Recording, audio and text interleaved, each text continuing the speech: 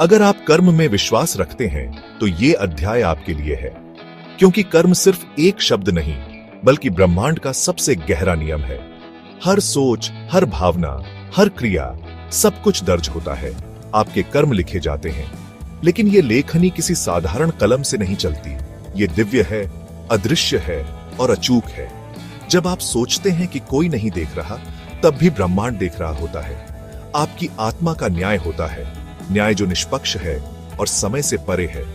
और न्याय वो दिव्य और सटीक होता है।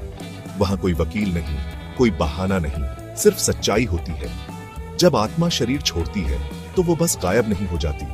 वो एक यात्रा पर निकलती है, एक ऐसी यात्रा जो हर किसी को करनी होती है। वो एक चमकदार दिव्य जगह पहुंचती है, यमलोक। एक ऐसा लोक जहां समय रुक जाता है और आत्मा का सच्चा मूल्यांकन होता है। बीच में बैठे हैं यमराज, न्याय के देवता, तेजस्वी, शांत और अडिग। उनके नेत्रों में करुणा भी है और कठोरता भी। उनके बगल में होते हैं चित्रगुप्त, दिव्य लेखक, जिनका काम है हर आत्मा के कर्मों का लेखा जोखा रखना बिना किसी गलती के।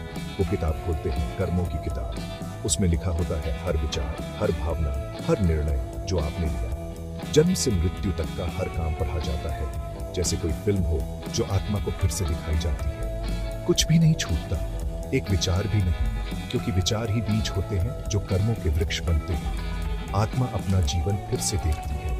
अच्छे कर्मों की कहुशी, वो मुस्कानें, वो मदद, वो प्रेम, सब कुछ फिर से महसूस होता है। और बुरे कर्मों का दुख महसूस करती है।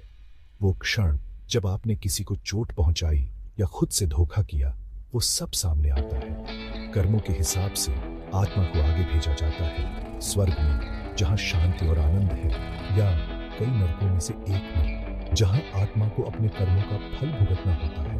हाँ, हजारों नरक होते हैं। हर एक पाप के लिए एक विशेष स्थान, एक विशेष अनुभव। हर एक पाप के लिए एक नरक, जैसे ताले के लिए चाबी। कोई भी कर्म व्यर्थ नहीं जाता, लेकिन यहाँ एक कृपा है, कोई भी सजा हमेशा के लिए नहीं होती। हर आत्मा को सुधार का अवसर मिलता है। पश्चाताप, भगवान का नाम और सेवा से आत्मा फिर से प्रकाश की ओर बढ़ सकती है। सबसे बुरे इंसान को भी माफी मिल सकती है, क्योंकि भगवान का नाम सिर्फ न्याय नहीं, करुणा की है। और हर तरह का फल निश्चित है। आप जो होते हैं वो प्राप्त है। आप यमराज का प्रभाव हमेशा से होगा।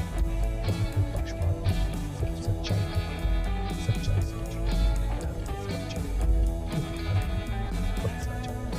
आपके कर्म आपके बातों से और वही तय करते हैं आपकी अगली यात्रा की दिशा।